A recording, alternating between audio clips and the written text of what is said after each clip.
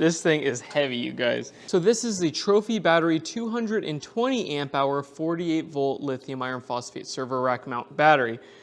And this is built by Trophy Battery. I just reviewed them like a couple days ago, and I forgot to mention in that video that all of their batteries have internal heater pads. So if you're using these in a cold environment, they'll heat themselves up if it's too cold. And I cannot believe I forgot that feature. That is a major feature over the other server rack batteries, and it totally slipped my mind. So today we're gonna rip apart their largest battery. This thing is a behemoth. It's like 240 or 50 pounds. So this is the front of the battery. We have a display interface that shows you the state of charge, how much current's going in or out, and the nominal pack voltage. And then we have the main positive and the main negative, and these are the same terminals that are used in the SOK server rack battery. Now this battery has folding handles, and some viewers were concerned that it was too close to the terminal.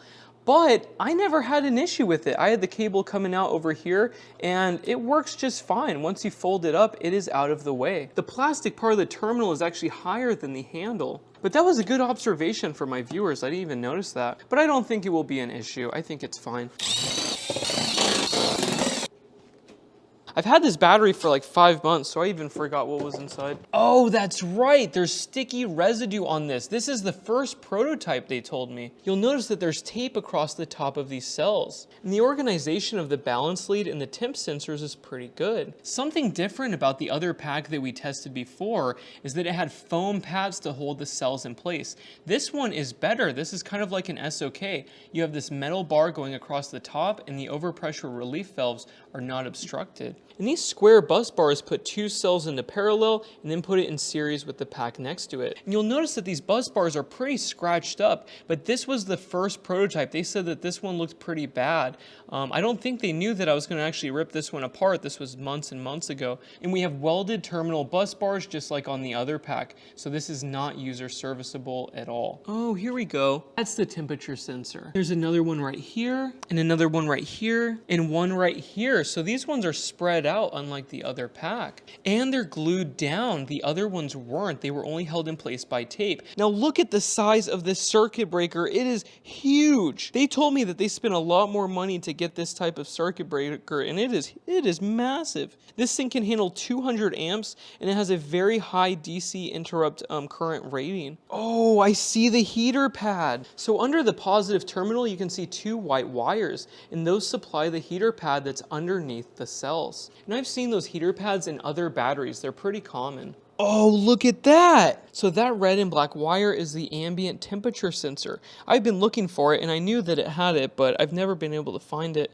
Now this BMS is common to many of these server rack batteries, and I had no idea that it can control internal heaters. So hopefully in the future we'll see more of these. So when this battery first arrived a few months ago, I did multiple capacity tests. I actually filmed a whole video on this thing, but I'm not sure where those clips went. And I pulled 238 to 240 amp hours, but it's only rated for 220 amp hours. Overall, besides the sticky glue and the scratched up bus bars, it does look good. I actually like the build quality of this one better than their smaller packs. Steel bars are very solid, and look how many they have on here. Like, this is really nice. And I don't think anyone else sells an internal heated server rack battery. So if you live in a very cold climate and you need your battery to work all the time, this might be a good idea for you. Now there's not much else to talk about. It has the same BMS as everyone else. One thing that I like about this battery more than the other ones is it can handle 200 amps continuous draw